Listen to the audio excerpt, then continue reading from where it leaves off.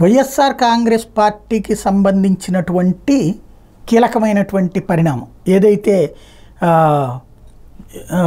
ప్రచారంలోకి తీసుకొచ్చింది నిన్న భువనేశ్వర్ గారికి సంబంధించినటువంటి ఆడియోలు. అయితే ఆ ఆడియో భువనేశ్వర్ గారిది కాదు అంటూ ఎన్నికల సంఘానికి ఫిర్యాదు చేసింది తెలుగుదేశం పార్టీ.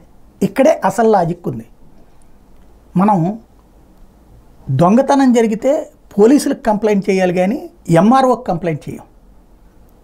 మర్డర్ అటెంప్ట్ జరిగితే పోలీసులకు ఫిర్యాదు చేయాలి కానీ కలెక్టర్కి ఫిర్యాదు చేయం. కలెక్టర్కి వినతి పత్రం ఇస్తాం మర్డర్ జరిగిన దాని మీద న్యాయం చేయమని. Telugu Desam party senior most party, దానికి అంత తెలియని అమాయకత్వం లేదు. కానీ ఈసీకి కంప్లైంట్ చేసి ఊరుకోవడం అనేది కరెక్టేనా? ఎందుకంటే వ్యవస్థలన్నీ ఎట్లుంటాయి, ఎవరితో మాట్లాడితే ఎట్లా జరుగుతుంది అనేది బాగా తెలుసు. ఫస్ట్ పోలీస్ కంప్లైంట్ ఇవ్వడం దాని మీదన అది డీప్ ఫేక్ అని చెప్తున్నారు, కరెక్టే. మరి డీప్ ఫేక్ అయినప్పుడు దాని మీదన ఫస్ట్ పోలీస్ కంప్లైంట్ ఇవ్వాలి. అవసరమైతే ఆ కంప్లైంట్ పోలీసులు కనుక రిజిస్టర్ చేయకపోతే కోర్టుకు వెళ్ళాలి. అవసరమైతే సిబిఐ దర్యాప్తు కోరాలి. అది కరెక్ట్ అయినటువంటిది అవుతుంది. నిజమైన ఫేక్ అయితే కనుక ఖచ్చితంగా అలా చేయాలి.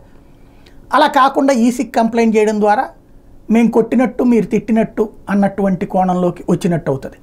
ఒకసారి ఆలోచించుకోవాల్సి ఉంది.